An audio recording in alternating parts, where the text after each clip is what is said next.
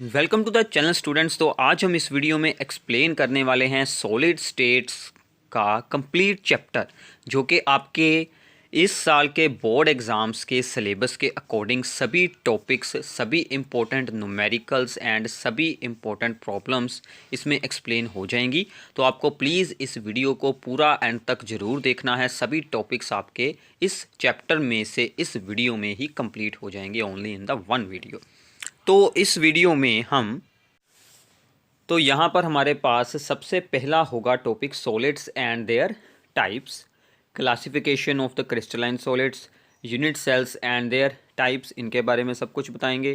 Close packing and the coordination number, ठीक है, इसके साथ रिलेटेड जितनी भी इंपॉर्टेंट एग्जांपल्स होंगी वो सभी, and numericals on the finding formula of the compound, ये भी बहुत इंपॉर्टेंट टॉपिक है। पैकिंग एफिशिएंसी क्या होती है वो भी हम एक्सप्लेन करेंगे। Density of the unit cell and its numerical, ये सबसे ज़्यादा इंपॉर्टेंट टॉपिक है।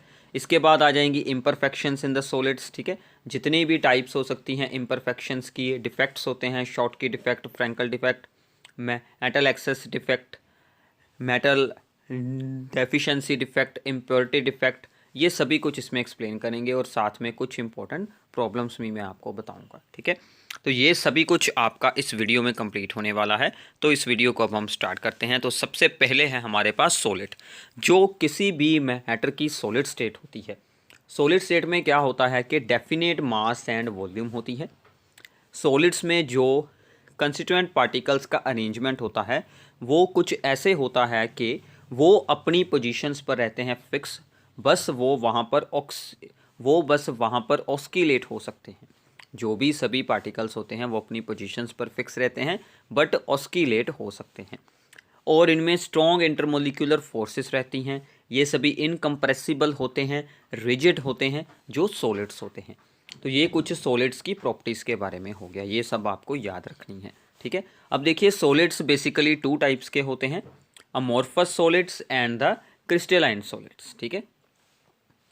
सो नाउ सॉलिड्स की टू टाइप्स हैं, amorphous solids and the crystalline solids. इनके बारे में कुछ बात करते हैं। क्रिस्टलाइन सॉलिड्स वो सॉलिड्स होते हैं जिनके अंदर कंस्टिट्यूएंट पार्टिकल्स का एक रेगुलर अरेंजमेंट होता है, मतलब एक लॉन्ग रेंज ऑर्डर्ड अरेंजमेंट होता है कि उनका जो उसमें जो भी कंस्टिट्यूएंट पार्टिकल्स का अरेंजमेंट है वो उसके बारे में हमें पूरी इन्फॉर्मेशन होगी कि इसमें कुछ ऐसी ज्योमेट्री अंदर उसके बन रही है, ठीक है ना। So these have the regular arrangement of the constituent particles, for example quartz, diamond, ice, इन सभी में डेफिनेट ज्योमेट्री मिलती है हमें। तो इसके ओपोजिट जो हो गए हमारे पास अमोर्फस सॉलिड्स, उनमें क्या होता है कि इररेगुलर अरेंजमेंट होता है, डेफिनेट ऑर्डर बिल्कुल नहीं होता, वहाँ पर रैंडमली ऑर्डर्ड हुए होते हैं, रैंडमली अरेंजमेंट होता है सभी कंस्टिट्यूएंट पार्टिकल्स का। तो इसमें irregular arrangement of the constituent particles होगा एंड नॉट डेफिनेट ज्योमेट्री बिल्कुल नहीं वहाँ पर मिलेगी। जैसे कि ग्लास है, प्लास्टिक है, मतलब इनके अंदर जो पार्टिकल्स का अरेंजमेंट है उसके बारे में हमें एग्जैक्ट कुछ भी नहीं जानकारी होगी, मतलब हम उसके अंदरले अरेंजमेंट को ड्रॉ नहीं कर सकते। इसके अंदर रेगुलर अरेंजमेंट होगा तो उसको भी बनाकर दिखाया जा सकता है। आप किसी भी बुक में जाकर देख सकते हैं, वहाँ पर आपको एग्जांपल्स इसके बारे में मिल जाएंगी। तो अब इनमें जो सबसे इम्पोर्टेंट बात आप लोगों को याद रखनी है एग्ज़ाम में, जो इसके बारे में पूछा जाता है, क्रिस्टलाइन सॉलिड्स में एक प्रॉपर्टी होती है दैट इज़ एन आइसोट्रोपी। इसका मतलब क्या होता है एन आइसोट्रोपिक होने का, कि कुछ फिजिकल प्रॉपर्टीज़ की वैल्यूज़ डिफरेंट डायरेक्शंस में डिफरेंट होती हैं। So different values of the physical properties along the different directions, ठीक है। और जो अमोर्फस सॉलिड्स होते हैं इनमें जो फिजिकल प्रॉपर्टीज़ की वैल्यूज़ सभी डायरेक्शन में सेम रहती है, so therefore identical properties in all the direction, so इनको कहते हैं आइसोट्रोपिक, और ये होते हैं एन आइसोट्रोपिक। ये दोनों बातें आप लोगों को अच्छे से याद रखनी है, okay. So now amorphous solids का एक नाम और है that is the pseudo solids, these are also called the pseudo solids. तो सीडो सॉलिड्स या फिर सुपर कोल्ड लिक्विड्स, ये वो सभी सॉलिड्स होते हैं जो कि फ्लो कर सकते हों, जैसे कि ग्लास होता है, ठीक है। कोई भी ओल्ड बिल्डिंग्स में जो ग्लास के विंडो पैन्स लगे होते हैं उनको अगर हम 20-25 साल के बाद में देखेंगे तो उनकी थिकनेस बॉटम से कुछ इंक्रीज हुई होती है और ऊपर टॉप से वो बारीक हो जाते हैं। ठीक है, थोड़ा सा चेंज आता है, बट इसका मतलब क्या है कि ग्लास वहाँ पर फ्लो हो रहा है इन द डाउनवर्ड डायरेक्शन। तो ऐसे सॉलिड्स को हम बोलते हैं सीडो सॉलिड्स या फिर super cold liquids. Amorphous solids को ही ये नाम दिया जाता है, फॉर एग्जांपल ग्लास। ठीक है, तो ये बात आप लोगों को याद रखनी है। तो इसके बाद है आगे classification of the crystalline solids. Crystalline solids में सबसे पहली हमारे पास आती है type that is the molecular solids. इनमें एक होते हैं नॉन पोलर, जिनमें के सभी कंस्टिट्यूएंट जो मोलिकुलर सॉलिड्स में क्या होगा कि सभी पार्टिकल्स क्या होंगे, मोलिक्यूल्स होंगे। जैसे कि H2O, CO2 हाइड्रोजन के होते हैं, इन सभी के मोलिक्यूल्स होंगे इनमें। ठीक है, तो इनमें सबसे पहले आते हैं नॉन पोलर मोलिक्यूल्स। जैसे कि सॉलिड हम बना सकते हैं हाइड्रोजन, सॉलिड बना सकते हैं कार्बन डाइऑक्साइड, ये सभी नॉन पोलर होते हैं मोलिक्यूल्स। इसके बाद आते हैं पोलर, जिनमें के डाइपोल्स बने होते हैं, जैसे कि HCl हो गया, SO2 हो गया, ये सभी बन जाएंगे पोलर अगर इनको सॉलिड में चेंज कर लिया जाए। ठीक है, इसके बाद आते हैं हाइड्रोजन बॉन्डेड, जिनमें हाइड्रोजन बॉन्डिंग होती है, जैसे कि आइस। इन सभी के एग्जाम्पल्स आप लोगों को याद रखनी है। इसके बाद आते हैं आयनिक सॉलिड्स। ठीक है ना, क्रिस्टलाइन सॉलिड्स की दूसरी एग्जांपल है आयनिक सॉलिड्स, जिनमें के आयंस बने होंगे। ठीक है ना, इनमें कौन सी फोर्सेस होती हैं, कूलम्बिक फोर्सेस, यानी कि अपोजिट चार्जेस में अट्रैक्शन वाली फोर्स होगी, जैसे कि KCl, NaCl, कॉपर सल्फेट, ऐसी बहुत सारी एग्जांपल्स आप आयनिक सॉलिड्स की दे सकते हैं। इसके बाद आते हैं मेटेलिक सॉलिड्स। ठीक है, तो मेटेलिक सॉलिड्स में क्या होता है कि मेटेलिक बॉन्ड्स बने होते हैं। इनमें क्या होता है, जो पॉजिटिव आयंस होते हैं, जिनको कि हम क्या नाम देते हैं, कर्नल्स, ये इलेक्ट्रॉन्स की सी में होते हैं। ठीक है, मतलब इनके आसपास सभी जगह पर इलेक्ट्रॉन्स रहते हैं और बीच में ये सभी पॉजिटिव आयंस होते हैं, जो कि अपनी एक फिक्स पोजीशन पर ही वहाँ पर ऑक्सीलेट हो सकते हैं। ठीक है, तो इनमें मेटेलिक बॉन्ड्स बने होते हैं। इनकी एग्जांपल्स हैं आयरन, कॉपर, मैग्नीशियम, कोबाल्ट, जितने भी मेटल्स होते हैं इन सभी में मेटेलिक बॉन्ड्स बने होते हैं। इसके बाद आते हैं कोवलेंट सॉलिड्स, जिनमें के कोवलेंट बॉन्डिंग हुई होती है, जैसे कि डायमंड हो गया, या फिर AlN हो गया, एल्यूमिनियम नाइट्राइड, या फिर SiO2 हो गया, सिलिका। इन सभी में कोवलेंट बॉन्ड्स के साथ ही पूरे का पूरा सॉलिड इसमें बना होता है। जैसे कि डायमंड की स्ट्रक्चर आपने सभी ने ही ऑलरेडी ही देखी होगी। ठीक है, तो ऐसे जो सॉलिड्स होते हैं, तो ये थी 4 टाइप्स ऑफ क्रिस्टलाइन सॉलिड्स, जो कि आपको विद एग्जांपल्स अच्छे से याद रखनी है। ओके, तो इसके बाद है आगे क्रिस्टल लैटिस। ठीक है, जब हम 3 डायमेंशन में जहाँ पर भी कंस्टिट्यूएंट पार्टिकल रखा जा सकता है, उन सभी आप बोल सकते हैं कि उन सभी पॉइंट्स को अगर हम एक 3D अरेंजमेंट उनका बनाएं, तो वो क्या बन जाती है, क्रिस्टल लैटिस। मतलब ये हमें रिप्रेजेंट वहाँ पर कर देती है सभी कंस्टिट्यूएंट पार्टिकल्स की पोजीशंस। ठीक है, so this is the 3 dimensional arrangement of the points. ठीक है ना, पॉइंट्स मतलब जहाँ पर भी कंस्टिट्यूएंट पार्टिकल को रखा जाएगा। So there are total 14 possible 3D lattices. Total हम ऐसे 14 पॉसिबल अरेंजमेंट्स बना सकते हैं, जो कि अंडर द 7 क्रिस्टल सिस्टम्स आते हैं। क्रिस्टल सिस्टम्स कौन से होते हैं, जैसे कि क्यूबिक, मोनोक्लिनिक, या फिर हेक्सागोनल, ऐसे अलग अलग हमारे पास होते हैं 7 क्रिस्टल सिस्टम। उनके अंदर जितने भी टोटल हम अरेंजमेंट्स यहाँ पर अलग अलग बना सकते हैं, टोटल कितने हैं, 14, and these are called the Bravais lattices. ठीक है, टोटल 14 ब्रेवियस लैटिसेस हम बना सकते हैं। अब जो हमारा कंप्लीट क्रिस्टल के अंदर पार्टिकल्स का अरेंजमेंट होता है, हम सिर्फ उसमें से यूनिट सेल की ही स्टडी करते हैं, क्योंकि यूनिट सेल क्या है, वो सबसे छोटा पार्ट जो कि बार बार रिपीट होने पर पूरे क्रिस्टल को ही बना सकता हो, वो होता है यूनिट सेल, जिसमें कि पूरी प्रॉपर्टीज़ उस क्रिस्टल की उसी से ही हमें जानकारी मिल जाती है। वो उसका सबसे छोटा हिस्सा होता है क्रिस्टल का। So this is the smallest repeating unit in the space lattice. Smallest सबसे छोटी, repeating which when repeated give the complete lattice, जिसको के बार बार रिपीट करने पर हमें कंप्लीट क्रिस्टल लैटिस मिल जाती है। ठीक है, तो यूनिट सेल उसे बोलते हैं।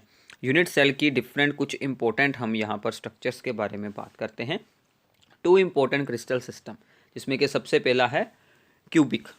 क्यूबिक में क्या होगा, सभी साइड्स इक्वल होंगी, ये सभी होती हैं साइड्स ए बी और सी, ठीक है। और ए साइड के ऑपोजिट एंगल रहता है अल्फा, बी के ऑपोजिट रहता है बीटा और सी के ऑपोजिट रहता है गामा। सभी एंगल्स होंगे यहाँ पर 90 डिग्री के, मतलब ये सभी साइड्स एक दूसरे के परपेंडिकुलर रहने वाली हैं। और ऐसे ही एक टाइप होती है मोनोक्लिनिक, इसमें सभी साइड्स अनइक्वल होंगी और 2 एंगल होंगे यहाँ पर 90 डिग्री के और एक एंगल होगा नॉट इक्वल टू 90, ठीक है। तो ये ऐसे टोटल बनते हैं 7 क्रिस्टल सिस्टम, वो आप किसी भी बुक में से देख सकते हैं। ये 2 सिर्फ आप लोगों को अच्छे से याद रखने हैं, बाकी के आप लोग एक बार रीड जरूर कर सकते हैं, ठीक है। अब हमें एक्सप्लेन करनी है कि ये जो क्यूबिक यूनिट सेल है इसकी अलग अलग जो होती हैं टाइप्स, उसके बारे में हम बात करते हैं। ये सबसे इंपॉर्टेंट है, ठीक है। Types of the cubic unit cell. तो सबसे पहले इसमें आता है सिंपल और द परमिटिव यूनिट सेल, जिसके सिर्फ कॉर्नर्स पर ही एटम्स हों।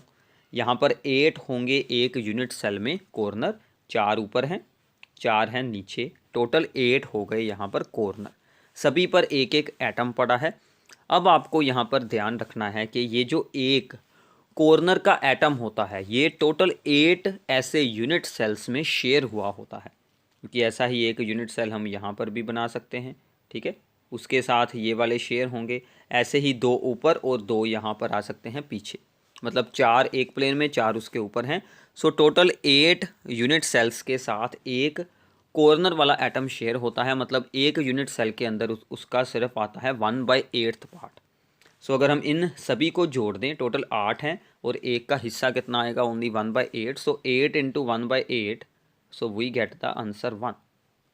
सो परमिटिव यूनिट सेल में ओनली 1 एटम होता है अगर हम उसको पूरे को जोड़ कर देखें। सो ये बात आप लोगों को याद रखनी है कि इन द सिंपल और the primitive unit cell total number of the particles is equal to 1। ऐसे ही होता है बॉडी सेंटर, ये तो 8 होंगे ही जो कि यहाँ पर सभी कॉर्नर्स पर रखे गए हैं। उसके अलावा बॉडी के सेंटर में भी एक एटम होगा, ये वाला जो अंदर है, ये वाला कंप्लीटली सिर्फ एक ही यूनिट सेल के साथ शेयर होगा। सो 1 + 1 टोटल हो गए 2, क्योंकि एक था इनका जो सभी कॉर्नर वाले थे, एक हो गया अंदर वाला। ऐसे ही होते हैं फेस सेंटर्ड क्यूबिक सेल, ठीक है। इसमें क्या होता है कि सभी फेसेस के सेंटर में वहाँ पर एक एक एटम होता है। तो फेस के सेंटर वाला ये जो एटम होगा ये 2 यूनिट सेल्स में शेयर होगा, तो मतलब इसका एक यूनिट सेल में हाफ पार्ट आएगा। टोटल कितने फेसेस हैं, 6। सो 6 इंटू 1/2, ये बच गया आपके लिए ओनली ये 3 + 1 टोटल हो गए 4। तो अब ये आपको अच्छे से याद रखना है कि सिंपल में 1 एटम, बीसीसी में 2 एटम, एफसीसी में 4 एटम्स होंगे टोटल। सो नाउ जो यहाँ पर ये यूनिट सेल फॉर्म हुआ है इसकी एज लेंथ है मान लीजिए a, ठीक है। और जो यहाँ पर एटम रखा गया है इसका रेडियस मान लेते हैं r। इन दोनों में अगर आपको रिलेशन बनाना हो तो r is equal to a/2 for the simple primitive cell. BCC के लिए आ जाएगा r is equals to √3/4 into a, और एफसीसी के लिए r यहाँ पर आ जाएगा r is equals to a/2 into √2। ये आपको फॉर्मूलाज अच्छे से याद करने हैं, इन पर बेस्ड न्यूमेरिकल बहुत बार पूछा जाता है। आपको a दी होती है, आपको r निकालना है, या आपको r दी होती है, आपने a को निकालना है, ठीक है। तो ये आपको अच्छे से याद रखने हैं, ओके। इसके बाद आते हैं यहाँ पर इंटरस्टिशियल वॉइड्स।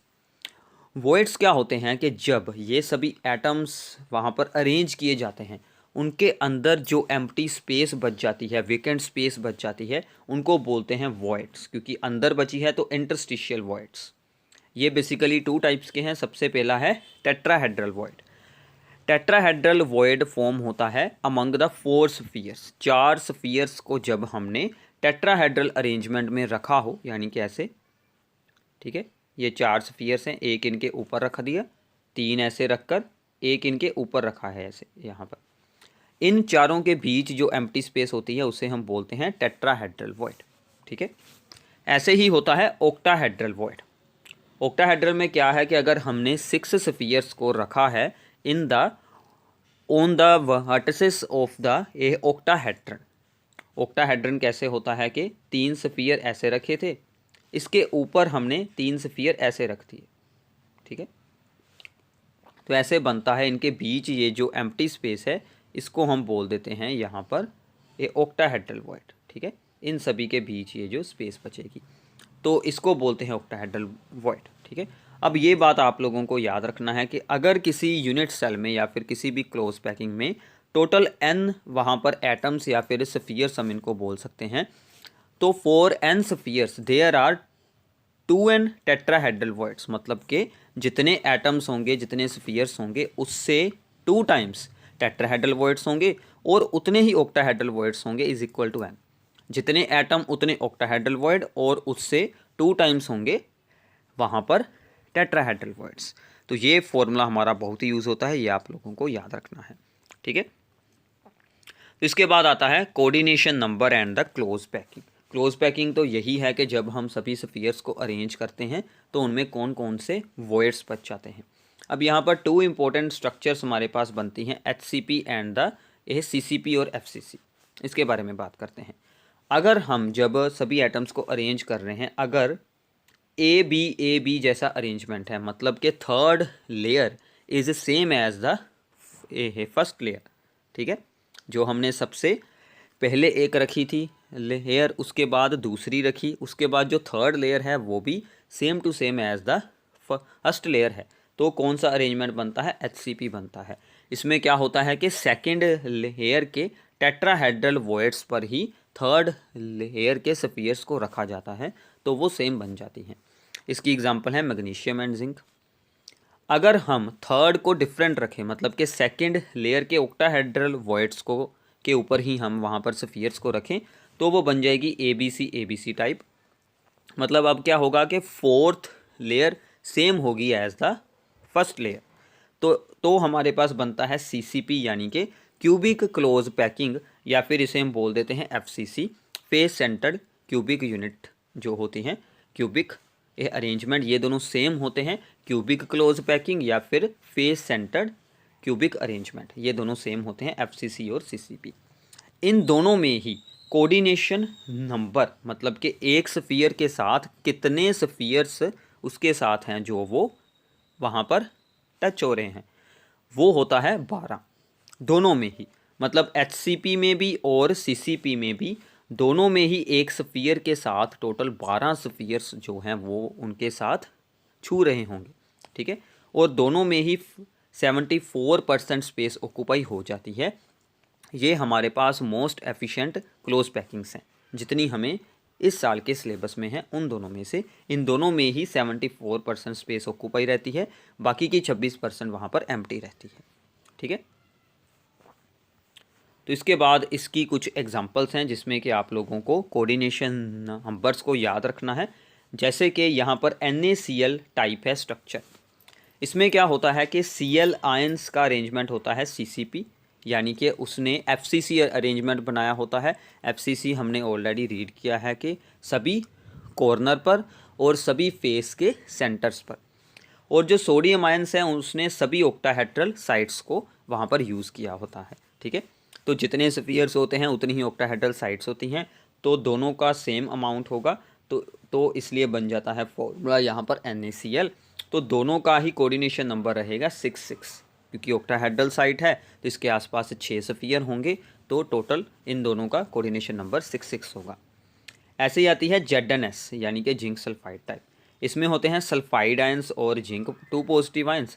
सल्फाइड आयन का होगा CCP अरेंजमेंट और जिंक 2 पॉजिटिव ने हाफ टेट्राहेड्रल साइड्स को यूज़ किया होगा, मतलब कि अल्टरनेटिव टेट्राहेड्रल साइड एक एक छोड़कर टेट्राहेड्रल साइड फिल होगी। टेट्राहेड्रल है तो कोऑर्डिनेशन नंबर इन दोनों का रहेगा 4, ठीक है। ऐसे ही आती है फ्लोराइड स्ट्रक्चर, ठीक है, CaF2। इसमें क्या होता है कि Ca2 पॉजिटिव ने बनाया होता है CCP अरेंजमेंट। फ्लोरीन जो आयंस है उसने सभी ऑक्टाहेड्रल वॉइड्स को फिल किया हुआ है, तो इसका मतलब Ca2 पॉजिटिव का कोऑर्डिनेशन नंबर बनेगा 8, ठीक है। और जो यहाँ पर फ्लोराइड आयंस है उनका बनेगा 4, क्योंकि वो तो टेट्राहेड्रल साइड में है, उसके आसपास तो 4 स्फीयर्स ही हो सकते हैं, ठीक है। तो ये सभी आपको याद रखना है, ठीक है। ये सभी पेपर में पूछे जाते हैं ऐसे ही डायरेक्टली एग्जाम्पल्स। तो ऐसे ही आते हैं सीजियम क्लोराइड। सीजियम क्लोराइड में Cl आयंस ने बनाया होता है सिंपल क्यूबिक, मतलब सिर्फ कॉर्नर्स का अरेंजमेंट यूज़ किया होगा, और जो सीजियम पॉजिटिव है उनकी होगी क्यूबिक साइड्स, ठीक है। तो ये बातें कुछ आप लोगों को याद रखनी है, और दोनों का ही कोऑर्डिनेशन नंबर रहेगा यहाँ पर 8, ठीक है। तो इसको आप लोगों ने अच्छे से रट लेना है, ये बिल्कुल सिंपल सा काम है। कोऑर्डिनेशन नंबर और अरेंजमेंट आप लोगों को याद रखना है। इसके बाद आएगा radius ratio. So now radius ratio. Radius ratio में क्या होता है कि radius of the cation divided by the radius of the ये अनायन। तो कटायंस का साइज़ छोटा होता है, तो कटायंस को हम वॉइड्स में रख सकते हैं, और रेडियस ऑफ अनायन की जगह पर हम रेडियस ऑफ जो हमारे सफ़ियर्स होंगे उनका यूज़ कर सकते हैं, ठीक है। तो रेडियस रेशो के जो आंसर्स आते हैं तो इनकी कुछ रेंजेस होती हैं जो हमें याद रखनी है। अगर इसका आंसर आता है 0.225 से लेकर 0.414 तक, तो इसमें जो वॉइड्स होंगे वो कौन से बनेंगे, टेट्राहेड्रल वॉइड्स। तो इनका कोऑर्डिनेशन नंबर बन जाएगा 4। इसकी एग्जांपल है ZnS, ठीक है, ये हमने ऑलरेडी ऊपर रीड की है। अगर इससे ऊपर हो जाए 0.414 से लेकर 0.732 तक, तो क्या होगा कि जो हमारे पॉजिटिव आयंस हैं यानी कि कटायंस हैं वो रहेंगे ऑक्टाहेड्रल वॉइड्स में। तो अरेंजमेंट और स्ट्रक्चर कौन सी बन जाएगी, ऑक्टाहेड्रल टाइप, और इनका कोऑर्डिनेशन नंबर बन जाएगा 6, जैसे कि NaCl टाइप है, ठीक है। अगर आता है 0.732 से भी ऊपर, तो ये बन जाएगा क्यूबिक अरेंजमेंट, जैसे कि सीजियम क्लोराइड है, तो इसका कोऑर्डिनेशन नंबर रहेगा 8, ठीक है। तो ये सभी कुछ आप लोगों को साथ में ही याद रखना है। तो किसी भी कटायन को अगर टेट्राहेड्रल वॉइड को ऑक्यूपाई है करना, तो उसमें उसका रेडियस का जो रेशो है वो मिनिमम 0.225 होना चाहिए। ऐसे ही अगर उसे ऑक्टाहेड्रल वॉइड करना है ऑक्यूपाई, तो radius of that cation divided by radius of the अनायन की वैल्यू मिनिमम 0.414 यहाँ पर होनी जरूरी है, ठीक है। तो ये बातें आप लोगों को याद रखनी है। इसके बाद आते हैं कुछ numericals on the solving of the formula of the compound, ठीक है। तो सबसे पहली स्टेटमेंट है कि atoms of the element P form CCP lattice यानी कि FCC, and those of the element Q, दूसरा एक एलिमेंट है उसके अंदर Q, occupy 1/3 of the tetrahedral voids and all the octahedral voids. तो इसने दो चीज़ों को ऑक्यूपाई किया है, एक तो 1/3 टेट्राहेड्रल वॉइड और दूसरे हैं सभी के सभी octahedral voids. What is the formula of the compound formed by the element P and Q, ये हमें सोल्विंग करनी है। तो मान लीजिए जो भी आपका होगा CCP अरेंजमेंट में है उसको हमने अज्यूम कर लेना है X, ठीक है। So let the number of atoms of P is equals to X। So now अगर X स्फीयर्स होंगे तो टेट्राहेड्रल वॉइड्स कितने होते हैं, 2 टाइम्स, तो वो बन गए 2X, और ऑक्टाहेड्रल वॉइड्स तो सेम होते हैं, वो बन गए X। Q ने क्या किया था कि 1/3 ऑफ द टेट्राहेड्रल वॉइड्स किए थे ऑक्यूपाई, सो 1/3 इंटू 2X, और सभी के सभी ऑक्टाहेड्रल वॉइड्स किए थे, सो प्लस X। इसको सोल्व करेंगे तो ये बन जाएगा 5x/3। तो हमारा PQ क्या बन जाएगा, P है X, Q है 5x/3। तो X रेशो 5x/3 को हमने सोल्व कर लेना है, X के साथ X कैंसिल हो जाएगा, 3 इस साइड पर आएगा तो ये बन गया 3:5, सो P3Q5, ये आपका आंसर मिल जाएगा। तो बिल्कुल सिंपल सी बात है, आपको जानकारी रखनी है कि जितने नंबर ऑफ स्फीयर्स हैं उससे 2 टाइम्स होंगे टेट्राहेड्रल वॉइड्स और उतने ही सेम होंगे ऑक्टाहेड्रल वॉइड्स, ठीक है, जितने स्फीयर्स हैं। एक और ऐसी प्रॉब्लम को सोल्व कर लेते हैं, आप लोगों को अच्छे से ये चीज़ आ जाएगी समझ में। A cube solid is made up of 2 elements A and B। Element A form the CCP while atom of the B occupy 1/3 of the tetrahedral voids, ठीक है। What is the formula of the solid. तो A का है CCP, तो हमने उसको मान लिया X। अब 2X होंगे टेट्राहेड्रल वॉइड, B ने उसमें से कितने ऑक्यूपाई किए हैं, 1/3, सो B कितना हो गया 2X इंटू 1/3, ठीक है, सिंपल है। सो नाउ इसका मतलब A हो गया X, B हो गए 2X/3, तो इसका रेशो निकालेंगे, 3 इस तरफ आ जाएगा, सो A3B2 इसका फॉर्मूला बन जाएगा। तो ऐसे आपको इसका फॉर्मूला सोल्व आउट करना है, ठीक है। तो प्लीज़ आपको साथ साथ में इसके नोट्स बनाने हैं, इसको सोल्व करें, ठीक है। वीडियो को रोक कर आप लोग इस वीडियो को अच्छे से अंडरस्टैंड जरूर करें। इसके बाद टॉपिक आता है पैकिंग एफिशिएंसी का। This is very very important. Packing efficiency हमें जानकारी देती है कि टोटल स्पेस में से कितनी स्पेस स्फीयर्स ने ऑक्यूपाई की है और कितनी स्पेस वहाँ पर एम्प्टी है, वेकेंट है। ठीक है, so therefore volume of the spheres in the unit cell, जितने भी स्फीयर्स हैं उनकी volume divided by total volume of the unit cell into 100। ठीक है, तो वॉल्यूम ऑफ स्फीयर्स की वॉल्यूम सोल्व करने के लिए हम क्या करते हैं, number of the spheres into volume of the one sphere और divided by total volume of the unit cell क्या होती है, क्योंकि हमारे पास है क्यूबिक यूनिट सेल, वो आ जाएगा साइड का क्यूब, तो वो यूज़ कर कर हम पैकिंग एफिशिएंसी को सोल्व आउट कर सकते हैं। इसके आंसर्स हमारे पास क्या आते हैं वो आपको याद रखने हैं, वही हमारे लिए इम्पोर्टेंट है। सिंपल क्यूबिक में होती है 52.4% स्पेस ऑक्यूपाई रहती है, बाकी की वेकेंट। और सीसीपी एंड एचसीपी में मैंने आपको इससे पहले ही बताया था 74% ऑक्यूपाई रहती है और बीसीसी में रहती है 68%, तो सबसे ज़्यादा इन दोनों में होगी। ठीक है, तो ऐसे आपको पैकिंग एफिशिएंसी के बारे में याद रखना है। इसके बाद आता है density of the unit cell. ठीक है, डेंसिटी का फॉर्मूला क्या होता है, mass divided by the volume. ठीक है, तो मास के लिए हमने क्या यूज़ किया, z, यानी कि नंबर ऑफ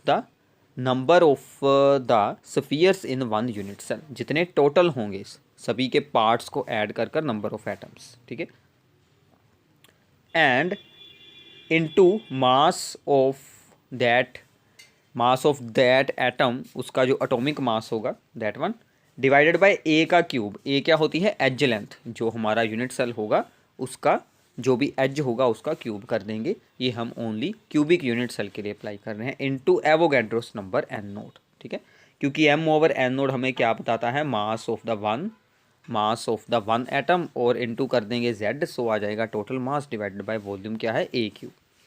तो ये आपको डेंसिटी का फॉर्मूला याद रखना है, this is very very important. इस पर न्यूमेरिकल हर साल ही पूछा जाता है। यहाँ पर ये जो z है इसकी कौन कौन सी वैल्यूज़ आ सकती हैं, 1, 2 एंड 4। 1 आएगी फॉर द सिंपल क्यूबिक, 2 आएगी फॉर बीसीसी और 4 आएगी फॉर एफसीसी। ठीक है, जो भी आपको अरेंजमेंट दिया होगा उसके अकॉर्डिंग हम इसकी वैल्यू यूज़ कर कर आगे सोल्विंग कर देंगे।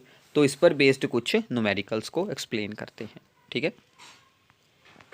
तो सबसे पहली स्टेटमेंट है कि an element having BCC geometry has atomic mass of the 50, atomic mass दिया गया है, बीसीसी ज्योमेट्री है।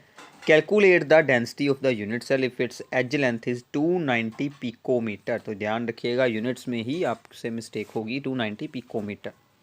अब देखिए सबसे पहले बीसीसी अरेंजमेंट है तो z की वैल्यू 2 लगी, क्योंकि टोटल नंबर ऑफ एटम्स 2 होते हैं, वो मैंने आपको बताया है। एटॉमिक मास है 50, वो हमने लिख लिया। अब देखिए जो एज लेंथ a कितनी है, 290 पिकोमीटर। इसको ध्यान से आप लोगों को ऑब्जर्व करना है, पिकोमीटर को हम सेंटीमीटर में चेंज कर रहे हैं, तो लगाएंगे 10⁻⁻10। अगर इसको आप चेंज करते हैं इनटू मीटर तो हम लगाते हैं 10⁻12। ठीक है, तो ये यूज़ करते, हमने चेंज किया इनटू सेंटीमीटर। ठीक है, सो नाउ फॉर्मूला लगाएं, density is equals to z into M over A cube into N naught. z की वैल्यू 2, m की वैल्यू 50, a की वैल्यू दिस वन, इसका करेंगे क्यूब तो और साथ में लगेगी एन नोट की वैल्यू दिस वन। ठीक है, सभी वैल्यूज़ हो गई। अब हमें इसकी सोल्विंग करनी है, आपको सोल्विंग पूरी खुद करनी होती है, तो प्लीज़ सोल्विंग को ज़रूर सीख लीजिए। ठीक है, जो भी शॉर्टकट्स आप लोग अप्लाई कर सकते हैं, जो भी यहाँ पर आपको वो सभी बातों का आप लोगों को यहाँ पर ध्यान रखना है। तो हमने अब यहाँ पर क्या किया है कि 2 इंटू कर दिया 50, ये बन गया, और इसका क्यूब करना है, इसको अलग रख लिया, इसकी 1 0 इसके साथ सोल्व कर दी, तो यहाँ पर बच जाएगी 10⁻⁹। उसका करेंगे क्यूब तो वो बन गई 10⁻⁻827। तो ये टर्म ऐसे ही रखी। सो नाउ सभी ये जो हैं पावर्स वाली वैल्यूज़, इन सब को आप लोगों ने ऊपर सोल्व कर लेना है। तो ये सभी कुछ ऊपर आ गया, तो इसको यहाँ पर सोल्व करेंगे तो ये बच गया 10⁻6। 29 का हमने कर लिया क्यूब, वो भी आ गया। अब देखिए हमें इसकी करनी है डिवाइड। ठीक है, अब ये है 24,000 के ऊपर वैल्यू, तो हमने यहाँ पर ऊपर रख लिया 1 लाख, क्योंकि 6 जीरोस थी, 1 जीरो यहाँ पर अलग निकाल दी। ठीक है, इसको किया डिवाइड, ये अप्रॉक्सीमेटली आ जाएगा 4.1। ठीक है, अप टू 2 डेसिमल प्लेसेस आप लोग सोल्व कर कर देख लेना, 4.10 आएगा। ठीक है, और इसको भी हमने ऐसे ही किया divide, up to 2 decimal places, वो आ गया 1.66। इन दोनों को आप लोगों ने अब कर देना है मल्टीप्लाई, तो ये आपका आंसर आ जाएगा। इससे अलावा और क्या ऑप्शन था कि हम इन दोनों को यहाँ पर करवाते मल्टीप्लाई, उसका जो आंसर आता उसको बाद में इसके साथ हम करवाते डिवाइड, वो थोड़ा सा मुश्किल हो जाता। ये काम हमारे लिए ईजी रहेगा, तो यही आप लोगों को अप्लाई कर लेना है, ठीक है। तो ऐसे इसकी पूरी सॉल्विंग की जाएगी, और बाकी सभी की वीडियोस इसके साथ जो भी रिलेटेड हैं वो आप लोगों को डिस्क्रिप्शन बॉक्स में मिल जाएंगी, वहाँ से ओपन कर आप उन्हें ज़रूर देखिएगा। एक और प्रॉब्लम इसी पर based, the compound copper 1 chloride has FCC structure like ZnS, ठीक है। FCC स्ट्रक्चर है, हमें तो इसके बारे में मालूम होना चाहिए क्योंकि हमें Z की वैल्यू मिल जाएगी। Its density is given, this is 3.4 gram per centimetre cube. What is the length of edge of the unit cell. इस बार हमें ए को सोल्व करना है। जब ए सोल्व करने को आ जाए तो ये सबसे मुश्किल होगा। आपको मैं यहाँ पर एक बात और बता देता हूँ, इन न्यूमेरिकल्स में आपको डेंसिटी, मास या फिर एज लेंथ या फिर एनोड यानी कि एवोगैड्रो नंबर भी सोल्व करने के लिए पूछा जा सकता है, ठीक है। तो उस बात का आप लोगों को ध्यान रखना है। तो FCC के लिए Z की वैल्यू कितनी होगी, 4 होगी। A की वैल्यू हमें सोल्व करनी है, डेंसिटी हमें दी हुई है, मास इसका सोल्व कर लें। कॉपर क्लोराइड का मास, कॉपर का 63.5, क्लोरीन का 35.5, दोनों यूज़ किए, ये बन गया 99, ठीक है। अब इस फॉर्मूले को ध्यान से देखिए, इसमें से आपको कोई भी एक वैल्यू सोल्व करने के लिए स्टेटमेंट में बोला जा सकता है। मास B, Z B, A cube B, anode B, density B, ठीक है, कुछ भी। हमें सोल्व करना है A क्यूब, हमने A क्यूब रखा ऊपर और डेंसिटी आ गई उसकी जगह पर नीचे। डेंसिटी की वैल्यू लगाई 3.4, Z की वैल्यू 4 क्योंकि FCC है, M की वैल्यू लग गई ये वाली 99 और एन नोड की वैल्यू हमने लगा दी, ठीक है। सो नाउ अब हमने इन सभी को सोल्व कर लिया। यहाँ पर इसकी सोल्विंग अब आप लोगों को खुद कर देखनी है। उसका आंसर आ जाएगा 193.4 इंटू 10⁻⁴ हमने यहाँ पर बना ली है -24, ठीक है। आपको ऐसी कुछ पावर यहाँ पर बना लेनी है जिसका कि क्यूब रूट सोल्व हो जाए, जो कि 3 के साथ डिवाइड हो जाए। तो ये जो क्यूब है वो दूसरी साइड पर आकर बन जाएगा यहाँ पर क्यूब रूट, और इसकी जगह पर आ जाएगा 8। ये तो सोल्व हो गया। अब हमें इसको सोल्व करना है। इसका अगर आप लोगों को एग्जैक्ट आंसर निकालना है तो हमें लॉग एंटी लॉग यहाँ पर यूज़ करना पड़ता है। तो हम अंदर यहाँ पर यूज़ करेंगे लॉग और बाहर लगा देंगे एंटी लॉग। अंदर जब आएगा लॉग तो इसकी जो भी यहाँ पर रहेगी पावर इसकी आ जाएगी यहाँ पर आगे, ठीक है। तो पावर इसकी यहाँ पर आगे आ गई, तो log 193.4 को हमने सोल्व कर लेना है, ठीक है। इसको अगर हम यहाँ पर सोल्व आउट करते हैं तो इसका आंसर आप लोगों को लॉग टेबल में से देखना है। उसके ऊपर हमने अलग से वीडियो बनाई हुई है, आप लोग वहाँ से देख सकते हैं। तो ये कुछ ऐसा आंसर आ जाएगा 2.286। तो इसकी मल्टीप्लाई कराएंगे 1/3 के साथ, तो ये वैल्यू आपकी बन जाएगी 0.7621। इसका हमें एंटीलॉग सोल्व कर देना है, तो वो आपका ये वाला आंसर आ जाएगा, ठीक है। तो इस न्यूमेरिकल की सॉल्विंग थोड़ी सी डिफ़िकल्ट है।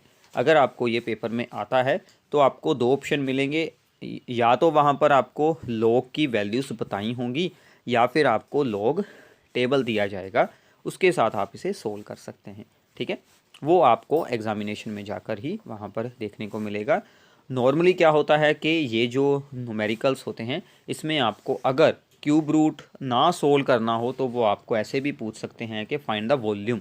अगर आपको वॉल्यूम पूछी गई है तो आपको सिर्फ यहीं तक सोल्व करना है, ए क्यूब तक, ठीक है, क्योंकि यही आपकी वॉल्यूम बन जाती है। ऐसा भी आ सकता है, ओके। तो ये इसकी सोल्विंग का आप लोगों को ध्यान रखना है। क्यूब रूट की एग्जैक्ट वैल्यू निकालने के लिए हमें लॉग एंटी लॉग को यूज़ करना पड़ता है, ठीक है। तो ये थे इस पर कुछ बेस्ड इंपॉर्टेंट न्यूमेरिकल्स। आगे चलते हैं इम्परफेक्शंस इन द सॉलिड्स। इसके पहले एक और इम्पॉर्टेंट है न्यूमेरिकल, ये भी बहुत इंपॉर्टेंट है, ये पहले कर लेते हैं। Gold crystallizes in the face centered cubic lattice. Calculate the approximate number of the unit cells in the 2 milligram of gold.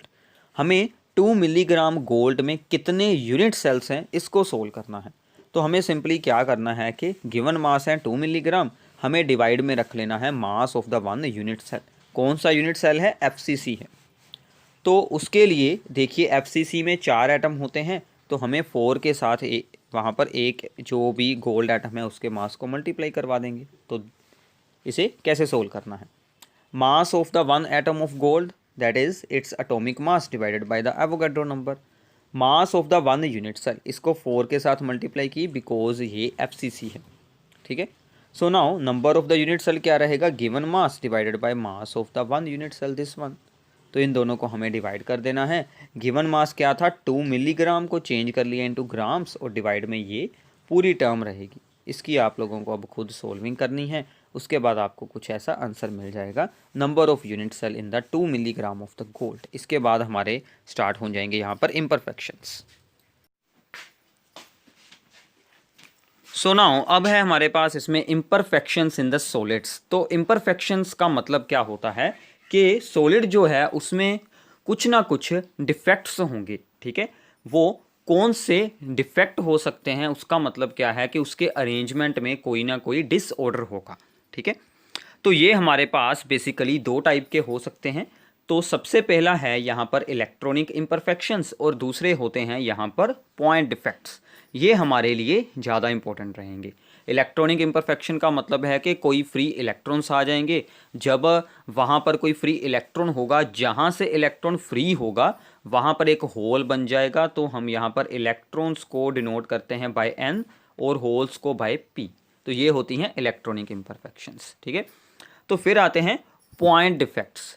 Point defect का मतलब क्या है कि जो भी उसमें पार्टिकल्स होंगे, ठीक है, चाहे वो कोई आयंस हो या फिर कोई एटम्स हो, उनमें उनके अरेंजमेंट में कोई ना कोई डिफेक्ट आ जाएगा। ये 2 मेन रीजंस के साथ यहाँ पर अराइज होते हैं। सबसे पहला है वैकेंसी आ सकती है, ठीक है, वहाँ पर किसी आयन की जगह पर एम्प्टी स्पेस हो सकती है, वो अपनी जगह पर नहीं होगा और वहाँ पर वैकेंसी क्रिएट हो जाएगी। या फिर इंटरस्टिशियल डिफेक्ट, यानी कि जो स्फीयर्स के अंदर जगह खाली होती है, एम्प्टी स्पेस होती है, वहाँ पर कोई एक्स्ट्रा जो वहाँ पर आयंस या फिर कोई एटम वहाँ पर आ जाएगा। तो ये 2 मेन रीज़न होते हैं जिसके साथ के पॉइंट डिफेक्ट्स आते हैं, ठीक है। या तो वैकेंसी डिफेक्ट या फिर इंटरस्टिशियल डिफेक्ट होता है, ठीक है। तो आगे चलते हैं, इनके बारे में आगे और एक्सप्लेन करते हैं कि पॉइंट डिफेक्ट्स की डिफरेंट टाइप्स कौन सी हो सकती हैं। सो पॉइंट डिफेक्ट्स की मेनली जो आयनिक क्रिस्टल्स में हमें शो होते हैं उसकी बेसिकली हैं ये 3 टाइप्स। सबसे पहले हैं स्टोक्योमेट्रिक क्रिस्टल्स में पॉइंट डिफेक्ट्स। तो स्टोक्योमेट्रिक का मतलब क्या होता है कि कंपाउंड का फार्मूला सेम रहेगा डिफेक्ट के बाद भी, ठीक है, उसका फार्मूला बिल्कुल नहीं चेंज होगा। जैसे कि NaCl है तो डिफेक्ट के बाद भी उसका फार्मूला NaCl ही रहेगा, मतलब Na1Cl1, ठीक है, रेशो सेम रहेगा। Defects in the non stoichiometric crystals, इनमें फॉर्मूला चेंज हो जाएगा। जैसे कि यहाँ पर आयरन के ऑक्साइड्स होते हैं तो उनका फॉर्मूला जो नॉर्मल रेशो से चेंज हो जाता है, ये हम आगे एग्जांपल्स में डिस्कस करेंगे। जिंक ऑक्साइड है, इनमें ऐसे डिफेक्ट शो होते हैं। फिर आते हैं इम्प्योरिटी डिफेक्ट। इम्प्योरिटी डिफेक्ट में क्या होता है कि हम कोई दूसरा आयन किसी आयनिक क्रिस्टल के अंदर ऐड कर देते हैं जिसके कारण उसमें इम्प्योरिटी आ जाती है, ठीक है। तो ये जो स्टोक्योमेट्रिक होते हैं क्रिस्टल में डिफेक्ट, उसके दो डिफरेंट वहाँ पर एग्जाम्पल्स हैं। एक है शॉर्टकी डिफेक्ट, दूसरा है फ्रैंकल डिफेक्ट, ठीक है। ये बहुत ही ज़्यादा इंपॉर्टेंट है, इसके बारे में हम एक्सप्लेन करेंगे। और जो नॉन स्टोक्योमेट्रिक क्रिस्टल्स हैं उनमें आते हैं मेटल एक्सेस डिफेक्ट या फिर मेटल डेफिशिएंसी डिफेक्ट्स। इनके बारे में हम आगे एक्सप्लेन करने वाले हैं, ठीक है। तो ये हमारा अभी यहाँ पर मेन रह जाएगा टॉपिक। तो सबसे पहले एक्सप्लेन करते हैं शॉर्टकी एंड फ्रैंकल डिफेक्ट के बारे में। तो सबसे पहले आता है शॉर्टकी डिफेक्ट, ठीक है। शॉर्टकी डिफेक्ट में क्या होता है कि same number of anions and cations are missing from their normal sites. ये मान लीजिए कोई है यहाँ पर आयनिक क्रिस्टल, अगर यहाँ से एक A पॉजिटिव कटायन वैकेंसी है तो जितने A पॉजिटिव रिमूव हुए हैं वहाँ से अपनी नॉर्मल पोजीशन पर नहीं है, उतने ही अनायन भी वहाँ से मिसिंग होंगे। तो same number of cations and anions are missing, therefore formula में कोई नहीं चेंज आता और आयंस अपनी नॉर्मल साइड से मिसिंग होते हैं तो डेंसिटी डिक्रीज हो जाती है, ठीक है, डेंसिटी डिक्रीज हो जाती है एंड ओवरऑल इस सॉलिड पर कोई भी चार्ज नहीं आएगा क्योंकि same number of cation and anions are the missing, ठीक है। और इसके अलावा ये जो होता है फ्रैंकल डिफेक्ट, इसमें क्या होता है, इसमें कुछ अलग होता है कि जो पॉजिटिव आयन या फिर जो भी साइज में छोटा आयन रहेगा वो अपनी नॉर्मल पोजीशन से हटकर जो इंटरस्टिशियल साइट होती है कि जो स्फीयर्स के अंदर वाली जगह खाली होती है वहाँ पर आ जाता है। इसको बोलते हैं फ्रैंकल डिफेक्ट, मतलब सभी आयंस क्रिस्टल के अंदर ही रहते हैं तो डेंसिटी में कोई भी नहीं चेंज होता। ठीक है, तो smaller ion dislocated from their normal sites to interstitial sites, therefore Frankel defect is also known as the dislocation defect। ठीक है, तो इसमें कुछ ऐसा होगा, ये जो पॉजिटिव आयन था ए पॉजिटिव, ये यहाँ से हटकर अपनी नॉर्मल पोजीशन से हटकर यहाँ पर एंटर हो गया, इसको बोलते हैं फ्रैंकल डिफेक्ट। ठीक है, अब इनकी आप लोगों को कंडीशंस याद रखनी है। ठीक है, इस पर बेस्ड प्रॉब्लम्स बहुत बार पूछी जाती हैं। शॉर्टकी डिफेक्ट शो होगा अगर जो आयंस हैं उनका कोऑर्डिनेशन नंबर हाई होगा और आयंस का साइज एक दूसरे के बराबरी का होगा, सिमिलर साइज होगा पॉजिटिव और नेगेटिव आयन का। जैसे कि अल्कली मेटल हलाइड्स यानी कि sodium chloride, potassium chloride, alkali metal halides में सभी में ही शॉर्टकी डिफेक्ट होता है क्योंकि इनके कटायंस का साइज होता है बड़ा। ठीक है, और इसके साथ डेंसिटी डिक्रीज हो जाती है। फ्रैंकल में लो होगा कोऑर्डिनेशन नंबर और साथ में अनायंस का साइज कटायन से बड़ा होगा, कटायन होगा छोटे साइज का ताकि वो इंटरस्टिशियल साइड में एंटर कर सके, जैसे कि सिल्वर क्लोराइड, जिंक सल्फाइड। इसके साथ कोई डेंसिटी में चेंज नहीं आता। और जो AgBr है वो दोनों डिफेक्ट ही शो करता है, ये बहुत ही इंपॉर्टेंट एग्जांपल है AgBr की। ठीक है, ओके, तो ये बहुत ही इंपॉर्टेंट पार्ट था शॉर्टकी एंड फ्रैंकल डिफेक्ट के बारे में। तो आगे चलते हैं, defects in the non stoichiometric crystals. तो नॉन स्टोक्योमेट्रिक क्रिस्टल जैसे कि मैंने आपको बताया था कि जो आइडियल क्रिस्टल होता है उससे रेशो चेंज हो जाएगा। ठीक है, जैसे कि आइडियल में तो फॉर्मूला रहेगा FeO, बट डिफेक्ट होने के बाद ये बन जाएगा नॉन स्टोक्योमेट्रिक क्रिस्टल। तो इसका फॉर्मूला कुछ ऐसा रहेगा कि Fe 0.93 टू 0.96। अब इसका मतलब क्या होता है? ठीक है, ये जो रेशो है ये इसका मतलब क्या है कि अगर मान लीजिए 100 ऑक्सीजन एटम्स हैं तो उसके लिए 93 से लेकर 96 तक हमें Fe2 पॉजिटिव आयंस मिल सकते हैं। ठीक है, ये इसका मतलब होता है। इससे पहले अगर इसमें कोई भी डिफेक्ट ना होता तो 100 ऑक्सीजन और 100 ही आयरन के यहाँ पर आयंस होते, बट यहाँ पर डिफेक्ट होने के कारण कुछ ऐसी रेंज बन जाती है, मतलब एक फिक्स फॉर्मूला की बजाय हमें कुछ रेंज और रेशो में चेंज मिल जाता है। ठीक है, ये होते हैं नॉन स्टोक्योमेट्रिक क्रिस्टल्स। तो इसमें कौन कौन से हमें डिफेक्ट देखने को मिलते हैं वो हम यहाँ पर अब चेक करते हैं। तो सबसे पहला है मेटल एक्सेस डिफेक्ट, यानी कि पॉजिटिव आयंस की गिनती ज़्यादा हो जाएगी। पॉजिटिव आयन यानी कि कटायन एक्सेस में होंगे, ज़्यादा होंगे। ठीक है ना, मेटल वही होते हैं। तो ये दो टाइप से हो सकता है, या तो अनायन हम बाहर निकाल दें, मतलब कि अनायन वैकेंसी कर दें। ठीक है, नेगेटिव आयन को बाहर निकाल दें। तो जब अनायन को रिमूव किया जाता है या फिर वो रिमूव हुआ होता है, वहाँ पर अनायन की कोई भी वैकेंसी बनती है तो वो अपना इलेक्ट्रॉन वहीं पर छोड़ जाता है अपनी पोजीशन पर। तो ये जो इलेक्ट्रॉन है, electrons remain entrapped in the anionic vacancies, these are called F centers। तो इन इलेक्ट्रॉन्स को क्या बोलते हैं? इनको बोलते हैं F सेंटर। ठीक है, और F सेंटर होने के साथ ही ये जो क्रिस्टल है उसमें रंग बनने शुरू हो जाते हैं, उसके डिफरेंट हमें कलर्स देखने को मिलते हैं, जैसे कि सोडियम क्लोराइड का येलोइश हो सकता है डिफेक्ट्स के कारण। ठीक है, पोटाशियम क्लोराइड का वॉयलेट हो सकता है और लिथियम क्लोराइड का हो सकता है pink colour due to this defects. ठीक है, अगर जितना ज़्यादा डिफेक्ट होगा उतना ही हमें स्ट्रॉन्ग वहाँ में रंग देखने को मिलेगा, हे का कलर आ जाएंगे। और इसके अलावा क्या हो सकता है कि हम एक्स्ट्रा कटायन इसमें ऐड कर सकते हैं। सो एक्सेस ऑफ द कटायन, मान लीजिए हमने एक्स्ट्रा A पॉजिटिव एंटर किया है तो टोटल सॉलिड के चार्ज को जीरो बनाने के लिए हमें इलेक्ट्रॉन भी एंटर करना होगा एक्स्ट्रा। तो एक इलेक्ट्रॉन भी वहाँ पर एंटर हो जाता है इन द इंटरस्टिशियल साइट। तो इंटरस्टिशियल साइट में इलेक्ट्रॉन भी आएगा और इंटरस्टिशियल आयन में पॉजिटिव आयन भी आएगा, जिसके साथ में कि उसमें इलेक्ट्रिकल कंडक्टिविटी भी होनी शुरू हो जाएगी और इसमें भी डिफरेंट कलर बन जाएंगे। इसकी एग्जांपल हमें देखने को मिलती है जिंक ऑक्साइड में। जब जिंक ऑक्साइड को हीट किया जाता है तो उसमें क्या होता है कि जिंक 2 पॉजिटिव आयंस फॉर्म होकर यहाँ पर आ जाते हैं और 2 इलेक्ट्रॉन इसके अलावा इंटरस्टिशियल साइट्स पर आ जाते हैं। These electrons impart the colour to the crystal and also enhance its conductivity. ठीक है, so crystals with the metal excess defect are generally colored and these are also called the n type semiconductors, क्योंकि इनमें extra electrons होते हैं। तो इसी के opposite अब हमारे पास यहाँ पर बन जाएगा मेटल डेफिशिएंसी डिफेक्ट। अब इसके ऑपोजिट होगा कि मेटल्स यानी कि पॉजिटिव आयंस की गिनती हो जाएगी अब यहाँ पर कम। तो हमने क्या दो ऑप्शन है, या तो हम बना दें कटायन वैकेंसी, ठीक है, कटायन यानी कि पॉजिटिव आयन को रिमूव कर दें।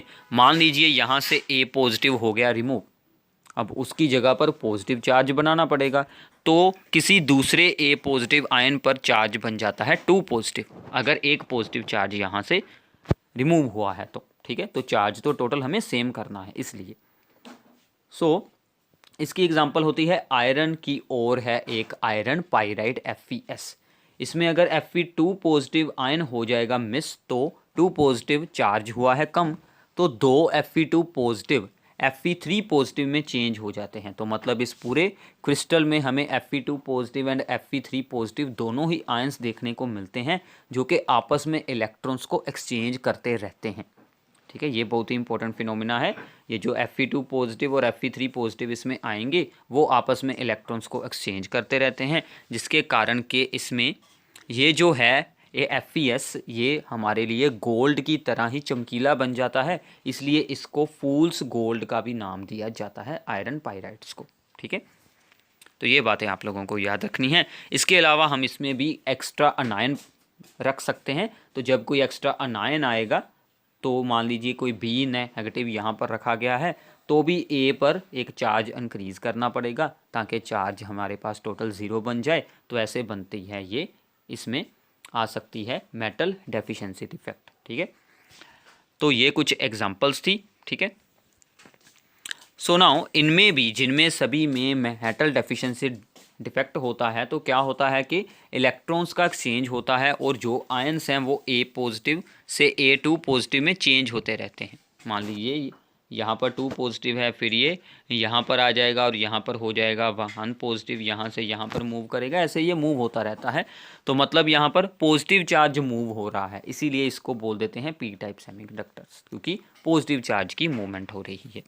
ठीक है, इसके अलावा है अब इसमें हमारा जो इसमें कह सकते हैं कि आखिरी defect, that is impurity defect. Impurity defect में मैंने आपको बताया था कि कोई एक्स्ट्रा इम्प्योरिटी ऐड की जाएगी। ठीक है, एक्स्ट्रा इम्प्योरिटी यहाँ पर ऐड होगी, जैसे कि हमने यहाँ पर ऐड किया है स्ट्रोंशियम 2 पॉजिटिव। अब इलेक्ट्रिकली हमें चार्ज सेम करना है, तो अगर एक स्ट्रोंशियम 2 पॉजिटिव ऐड होगा तो उसकी बजाय 2 सोडियम पॉजिटिव रिमूव किए जाएंगे। एक तो यहीं से रिमूव हुआ था और एक यहाँ से रिमूव हुआ है, और यहाँ पर तो एक हमने स्ट्रोंशियम रख दिया और दूसरे की जगह रह गई खाली।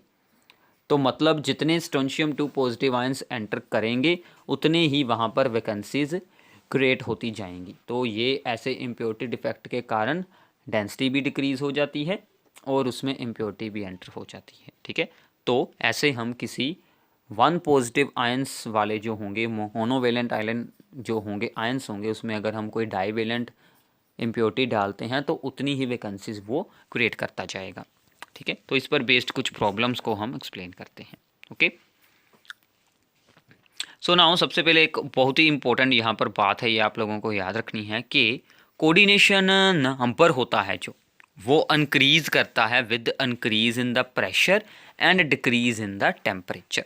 मान लीजिए किसी भी क्रिस्टल की स्ट्रक्चर, ठीक है, कि किसी भी क्रिस्टल की स्ट्रक्चर NaCl जैसी है, यानी कि दोनों आयंस का ही कोऑर्डिनेशन नंबर है 6 अगर हम उस पर हाई प्रेशर अप्लाई कर दें, टेम्परेचर कर दें डिक्रीज़, तो उसकी जो स्ट्रक्चर है वो सीजियम क्लोराइड जैसी बन जाएगी, यानी कि कोऑर्डिनेशन नंबर 8 बन जाएगा। जस्ट इसके ही ऑपोजिट अगर हम प्रेशर को डिक्रीज़ कर दें और हाई कर देंगे टेम्परेचर, तो कोऑर्डिनेशन नंबर डिक्रीज़ भी हो सकता है। ठीक है, तो ये बात आप लोगों को याद रखनी है, इस पर बेस्ड भी प्रॉब्लम्स पूछी जा सकती हैं। ठीक है, तो कुछ इंपॉर्टेंट प्रॉब्लम्स हैं जो कि बहुत बार एग्ज़ाम में आती हैं और ऐसी प्रॉब्लम आपको दी जा सकती है। ठीक है, ये आपकी स्क्रीन पर है, काफ़ी सिंपल सी और काफ़ी इंपॉर्टेंट है ये। तो देखते हैं इसमें हमें क्या चीज़ के बारे में सोल्विंग करनी है। If NaCl is doped with, doping मतलब कि इम्प्योरिटी ऐड करना, with N⁻³ mole percent strontium chloride, जैसे हमने ऊपर रीड किया है, what will be the concentration of the cation vacancies, कितनी कटायन वैकेंसीज आएंगी, हमने अभी अभी रीड किया है, एक स्ट्रोंशियम 2 पॉजिटिव के लिए एक ही कटायन वैकेंसी होगी, तो जितने स्ट्रोंशियम 2 पॉजिटिव ऐड करेंगे उतनी कटायन वैकेंसी होगी। So concentration of the cation vacancies is equals to the concentration of the strontium 2 positive ions. तो इसकी कितनी कंसंट्रेशन है, दिस वन 10⁻³ मोल परसेंट है। तो मोल के लिए लगाएंगे, एक मोल की वैल्यू 6.022 × 10⁻23 और इसके लिए परसेंटेज के लिए डिवाइड में 100 करेंगे। इसको आप लोगों ने सोल्व कर देना है, सिंपल सा आंसर है, ठीक है। 6.022 भी आगे लिख सकते हैं इंटू 10⁻18 इसका आंसर बन जाए। ओके, तो ऐसी एक और प्रॉब्लम सोल्व करते हैं, that is also very very important. This is also on the non-stoichiometric defects. Okay, so now analysis show that the nickel oxide has the formula of Ni 0.98 and oxygen 1.00. What fraction of the nickel exists as Ni2 positive and Ni3 positive ions? हमें इनकी fraction solve करनी है। तो मान लीजिए कि Ni2 positive है x and Ni3 positive है 0.98 -x, ठीक है, ये हमने अज्यूम कर लिया। सो नाउ टोटल चार्ज तो क्या होगा, 0 होगा ना इस पूरे कंपाउंड पर, तो चार्ज के अकॉर्डिंग सोल्व कर देते हैं। सो x × 2 पॉजिटिव प्लस 3 × 0.98 -x और ऑक्सीजन है उसके साथ है 1, सो 1 × -2 इज इक्वल टू 0। इस इक्वेशन को सोल्व करना है, 2x इसको हमने करवाया मल्टीप्लाई, तो यहाँ से आपको सोल्विंग कर x की वैल्यू सोल्व कर देनी है, ये आ गई x की वैल्यू 0.94, ठीक है ना। परसेंटेज सोल्व कर दें, so percentage of Ni2 positive, इसका अमाउंट कितना है 0.94 डिवाइडेड बाय द जितना इसका टोटल अमाउंट था 0.98 इंटू कर देंगे 100, तो ये बन गया आपका 96%। दूसरे का कितना रह जाएगा 4%, ठीक है। तो ऐसे आप ऐसी कुछ इंपॉर्टेंट प्रॉब्लम्स को सोल्व आउट कर सकते हैं, ठीक है। तो इसके अलावा ये कुछ रीजनिंग प्रॉब्लम्स हैं, मैंने आप लोगों को ऑलरेडी बोलकर इसमें समझाती हैं, ये आप लोगों ने खुद रीड करनी है कि कौन से डिफेक्ट अराइज होते हैं जब किसी सॉलिड को हीट किया जाता है, that is the vacancy defect, ठीक है। वैकेंसी डिफेक्ट अराइज होते हैं।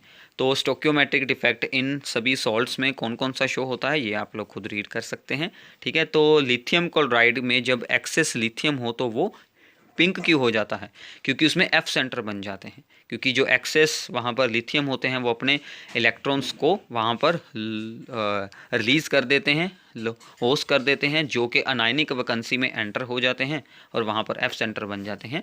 तो ये हमने ऊपर भी एक्सप्लेन किया हुआ है। ओके, तो ये सभी कुछ आप लोगों ने रीड करना है। ये था आपका complete unit of the solid state. इसकी न्यूमेरिकल्स की वीडियो आपको अलग से मिल जाएगी, एमसीक्यूज़ की वीडियो आपको लोगों को अलग से मिल जाएगी बाद में। तो यहाँ तक आप लोगों को पहले इस वीडियो को कंप्लीट देखना है, अपने सभी फ्रेंड्स के साथ इसे शेयर करना है, और नीचे डिस्क्रिप्शन बॉक्स में आपको बाकी की सभी फिज़िक्स एंड केमिस्ट्री की वीडियोज़ मिल जाएंगी, वहाँ से ओपन कर आप उन सभी वीडियोज़ को ज़रूर देखें। So thanks for watching this video, और इस वीडियो को शेयर ज़रूर करना ताकि सभी स्टूडेंट्स की इस वीडियो के साथ अच्छे से प्रेपरेशन हो सके। Thanks for watching this video.